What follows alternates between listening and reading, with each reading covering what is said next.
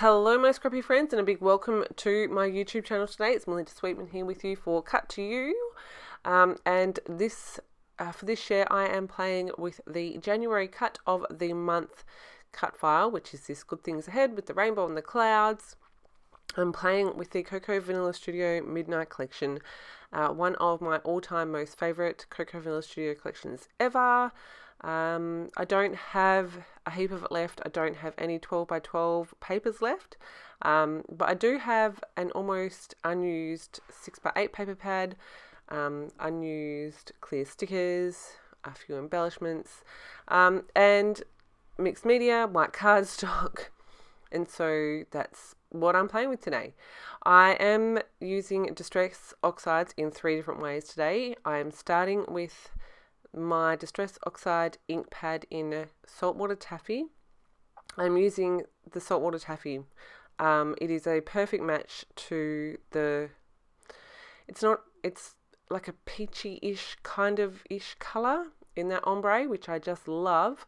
You can see I have used the ombre pattern to back the rainbow and then also the cut file. I just used the one from the 6 by 8 paper pad. And then I've done a really light colour wash on my background. I smooshed my ink pad onto my little palette there, added some water, a wire paintbrush, and brushed that onto my thick white cardstock. I have now, so I let that dry completely.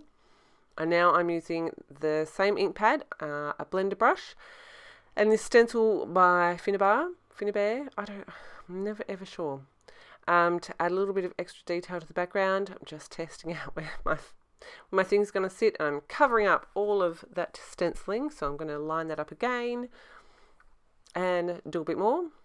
I'm adding the more intense colour where it's closest to my main cluster and then kind of fading the colour out. And I really like that extra detail. Just checking everything again. I'm like, yep, I'm happy with that. So yeah, I've used that ombre pattern to back the rainbow and then the words. I wanted to back the clouds with something, but not anything that was too overpowering. So I pulled out the white, it's a white pattern paper with navy blue florals on it. I thought that would be a really nice way of incorporating that. And then here is the third way. Actually, I use my oxides 4 ways. So this is the oxide spray, and you can see I'm just adding some splatters using the nozzle there. And again, I'm just doing most of the splatters right over where my mixed media is. And then I'm going to add a few more. Just if you're anything like me and completely impatient, make sure this is completely dry before you do much else. The oxides do take a little while extra to dry. So that's my photo. I've added some stitching and some tissue paper behind it, and you can see I've also stitched around the border of my background there. I've used navy blue. I want to make sure I've got all this straight. I'm just going to tack this down with my ATG for now, because I wasn't exactly sure how much embellishment I was going to add, but I did want to make sure it was straight, and I wanted to make sure it was in place. I want to add a couple of layers behind my photo. This is a photo of some people I used to work with. This was my last day with them, which also happened to be my birthday in 2021, and we snapped this photo. Good Things Ahead. Yeah, I was sad. I was sad to be leaving them, but I knew that I'd already started my new job, and I knew that moving forward my friendship would be different with these ladies, but more friendship and less work based. So yeah, good things ahead on a couple of different fronts there. So I'm making sure that everything's square on this page, which I don't know why that was important to me today, but clearly it was.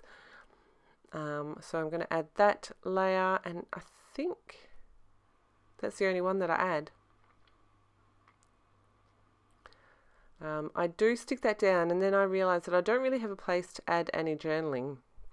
So I do go back in and lift that up, and add in a tag, which you see a bit later, that I can add my journaling into, but I just add tape around like 3 sides of where the tag is going to be so that I can tuck the tag in and take it back out. If you've been following my videos in the last couple of weeks, you will know that I am really pushing myself to use my stash. These are 2 DIY charms hearts from Charms Creations. They are handmade embellishments by the lovely Charm. She's based in South Australia. She's got so many of these beautiful things. I've got so many of these beautiful things, and I want to get them on pages. The top layer of this is like a plain, I think it's calico, I'm not sure. And you can add colour or any kind of media to it. I do leave these mostly plain. You'll see what I do to them at the end. But I put them on plain because I wasn't sure if I was going to go with the blue or with the pinky, the saltwater taffy colour. And you'll see that I didn't do either. But I've got those in a place where I'm happy with them. I've pulled out my clear stickers here, thinking that I want to add a little bit of something to my background. Now I give myself a paper cut. There you go. You can see that I hold my finger a little bit weird for a little while. I did give myself a paper cut. Still healing, but that's okay. I was really careful. I was so worried I was going to get blood on this layout, and red just wouldn't work. But I'm just going to layer those florals, and I didn't realize until I moved on to the next lot of clear stickers that I add down that I'd actually picked the exact same floral for the top and the bottom, because I've got two packets of these clear stickers. I don't know how that happened, but I'm happy. And then I've added 2 of those wood epoxy buttons. One is, so neither of them are from the Midnight collection. One is from gosh, I've just completely forgotten.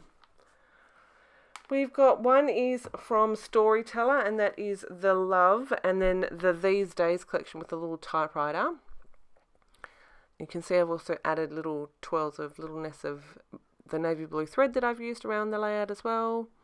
And I'm going to tuck this little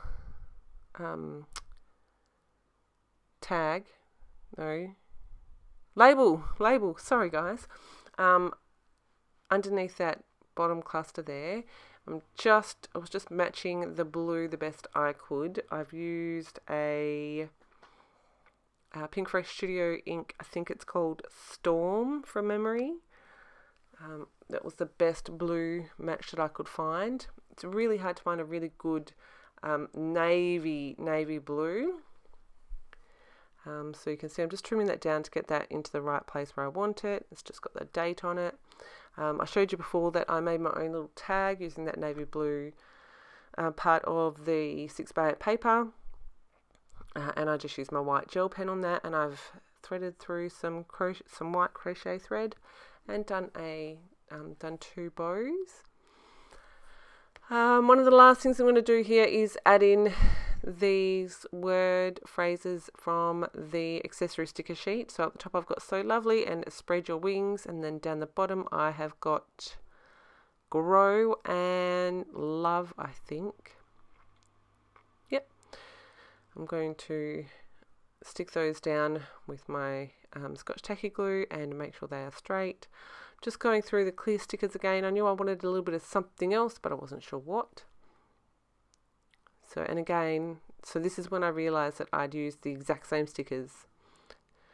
So I've got those little sketchy blue flowers, and then I'm like, what else can I add? And then I find some more sketchy flowers in the pinky colour. And I'm like, I want that right where the blue one is. So let's peel that up. Sometimes clear stickers come up really easily, other times not so much, but I won. So I'm going to add that one, and then that one, and then I'm going to move this one too. And there we go. I really like the way those look. What am I doing next? Oh, I add in this little heart. No, that's not a heart. It's a arrow with a heart on it. My goodness me. So I'm going to make sure everything's stuck down. And then I knew I wanted to add a little bit of something else. So this is more of what's come from my stash. I start with these, like, they're hearts and circles. They're from Ellie Studio. They were too small for what I was trying to achieve here. So you see that I'm going to go through my little bowl here. Those leaves, I'm like, yes, I love them. They are also from Coco Vanilla Studio. And then I found these other leaves. I'm like, maybe I like these more. Let's try them. So I put one at the top, one at the bottom. I'm like, oh, I don't know. I'll sprinkle these circles and hearts again and see how I go. I don't know if you can tell, but where that heart is that I just moved, I'm like, there's, when I stuck the cut file down, it wasn't quite right when I was backing it. And I've torn the paper a little bit. So I was like, I don't know what I want to do here. Tossing it between these leaves. Then I was adding the butterflies. Right, so I'm going to go with the 2 different leaves. I'm just going to stick those down with my Scotch Tacky Glue. And make a mess. I really like the way they look. I think they work really well with the wood buttons. And then I'm going to colour my little veneer hearts. So I'm going to use my Distress Oxide. So this is a 4th way. And I'm just going to use the spray nozzle and just add the colour on. I leave that to dry. Then I can stick those down.